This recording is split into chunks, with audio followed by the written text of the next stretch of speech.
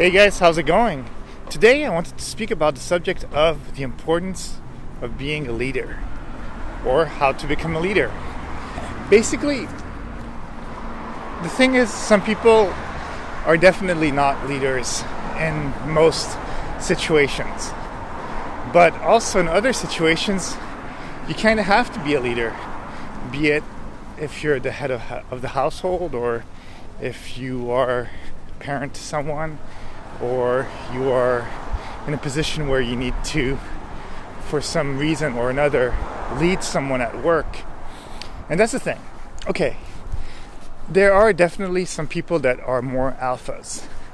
But at the same time, with all people that are not alphas, which are betas or zetas or whatever you want to call them, there is some level of having to be a leader, having to be alpha. And by that, I mean that if you are always passive, then you're living through life passively. What does that mean? Who are the people that succeed in this world most oftentimes? Okay, let's just take the position of the example of jobs. Okay, for example, a job, most of the time, if you're hired by someone, except if you're in a manager position or something like that, you're not really in a position of leadership, if that makes sense. So you're basically an employee. So if you look at the check of your boss, he's probably making a substantial amount more money than you are. It depends, but we're talking about bigger corporations and stuff like that. In either way, like whoever's the business owner is usually the person that will make more money than its employees. If it's like something that's not going to go down under, of course, because some companies do go bankrupt, but then they can't pay the employees anymore, right? So the thing is that if you really want to succeed in this world, often, most times, success is measured by wealth and family. And I know a lot of people don't like to talk about money and stuff like that, but you got to be real. If you're living in a modern society in a city, well, the thing is that people will measure how successful you are by the amount of money you have, which doesn't mean that you can't have really, really poor life outside of the money, with people not loving you and you not being able to have friends and you not being able to do things. But that's it can happen, but the first step to really conquering this society is to be able to be someone who can have a decent amount of money to sustain themselves, have a roof over their head, if they want to have a family, be able to give the things that they want to give to their kids, the education that they want to give and all that. And most of the time, if you're going to be passive, basically when you're accepting a job, if you really think about it, you're saying, hey, I'm accepting to be paid this amount every hour. So let's say if your minimum wage in the place you're at is $11 an hour or $10.50 an hour, then basically you're accepting that your life, 40 hours a week, is basically going to be at that lifestyle of that $10.50 an hour, so you have to live within those boundaries. Whereas people who own the business, they don't have that limitation. What they are trying to do is they are trying to get as much profit and as much work as possible in order to make their company successful and make it grow and make it even more successful by making even more money. So for them, they are not accepting that $10.50 an hour 40 times a week. They're accepting the sky or the universe. That's their limit. There is no limit, basically. It's limitless. They could be making $50,000 a year, and then the next year they could be making $100,000. But they are going to be the people that are going to be ultra millionaires. Of course, that comes with sacrifice, because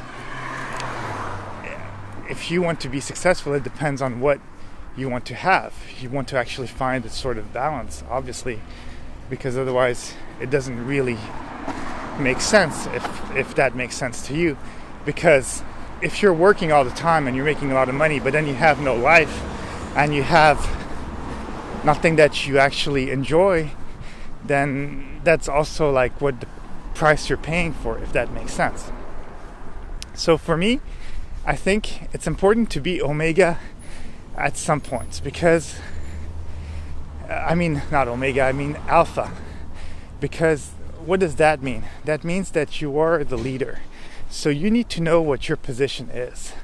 If, let's say, you accept a job as a beta and you're under someone and you're accepting that $10.50 an hour, well, what does that mean? That means that you have accepted that.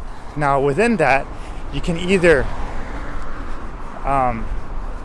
say that is your part of your life where you're a beta, but then in the other part of your life, let's say you're the head of a family or you have a kid or whatever, then there you want to become alpha, because you want to be able to show your kid, show the people within your family that at that point you are the one that is making the right decisions. Of course, it's not like a dictatorship where you're deciding everything, but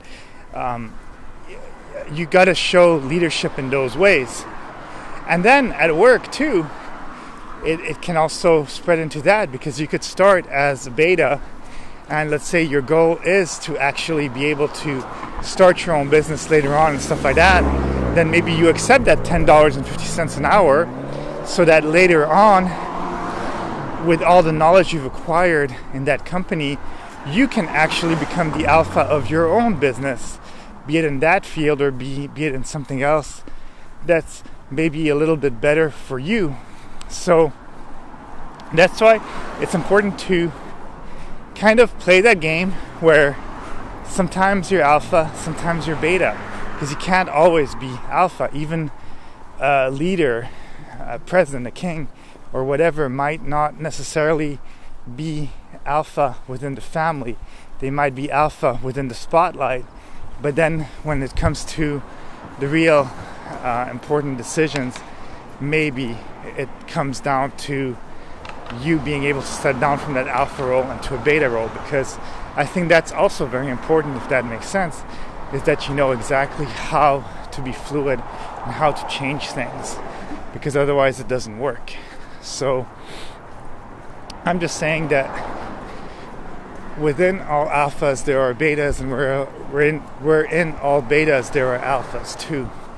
So you have to decide which situation is better for you as a beta and which situation is better for you as an alpha. And once you find that, then you can actually succeed, and within that beta you can actually have that alpha spirit, if that makes sense. But you don't always want to be beta, because then you're basically accepting that every decision is made by somebody else. It's like as a kid you're not an alpha. You're basically kind of letting your parents educate you, and yes, they're leaving you some freedom, and a lot of freedom, but at the same time they will probably tell you what school you're going to go to. They're going to feed you the food that they want to prepare for you and stuff like that, and they might ask you sometimes, hey, what would you like? But at the same time, the decision is still kind of made by the parent, because even within the choices, it's within the boundaries of what they will give you, if that makes sense.